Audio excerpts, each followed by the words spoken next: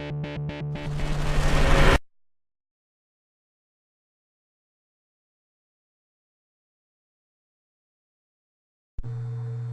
guys, it's Notorius from Power and Dev, and I'm here to bring you our first DCPU-16 tutorial. As you can see, this video is not ours. It's actually a friend of mine's who asked me to make a English voiceover for it.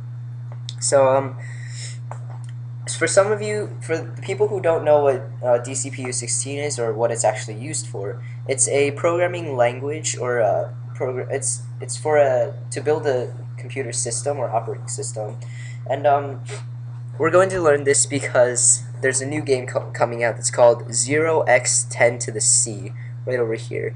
The game is actually going to be created by Notch, and if you don't know who Notch is, he's the creator of Minecraft. And if you don't know what Minecraft is, I highly suggest that you go search it up on Google and play for yourself. It's really fun.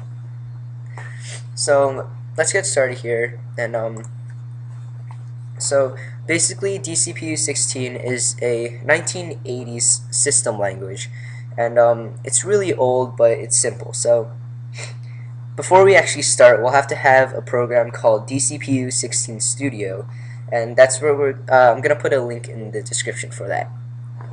So right here is what the program actually looks like, and just a quick static picture of it. We'll be explaining what each element is in the pictures over here.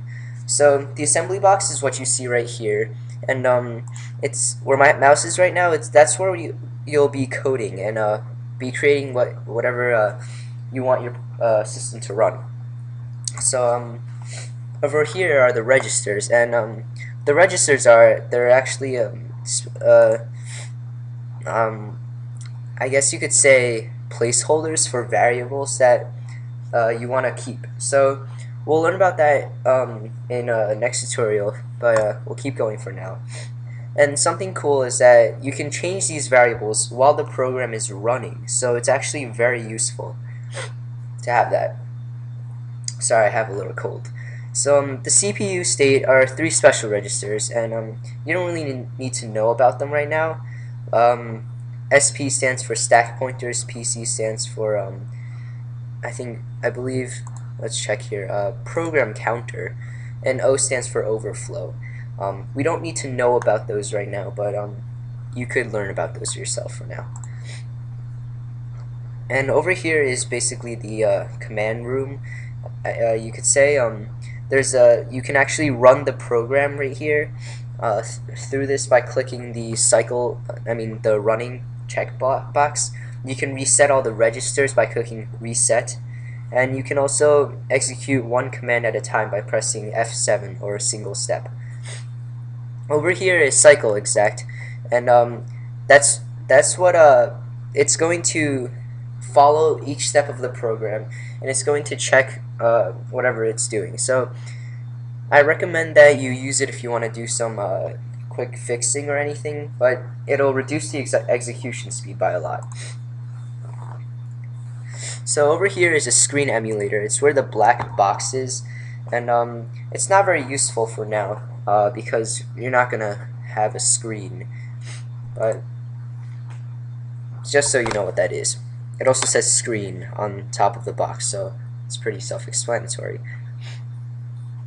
And over here is the information box. That's basically going to display messages that the program is going to send you.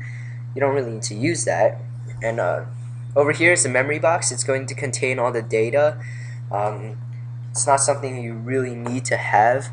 It's good for during the programming though. The disassembly box is going to convert the memory box into hexadecimals, and that's going to be able to let you read the code, or it's going to convert it to readable code.